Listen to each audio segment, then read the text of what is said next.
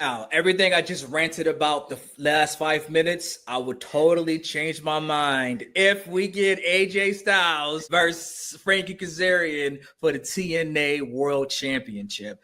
There could have been better ways to get there, but as this tournament with John Cena currently says, the time is now. If we could find a way to flip that and get that match to happen, both Frankie Kazarian and AJ Styles are pillars of TNA. I mean, they've wrestled against each other. I believe they've tagged with each other. The last time we've seen AJ Styles and Frankie Kazarian share a ring was back in 2015. If you were there at an ROH wrestling event, because it was a dark match, the last time we seen them in TNA together was 2013. So 12 years. If this is what leads to it, okay.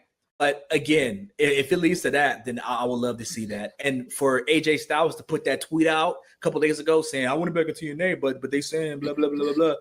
I think that was on purpose. Could we see in 2026, because that's the last year AJ's going, TNA World Champion AJ Styles in 2026? It needs to happen.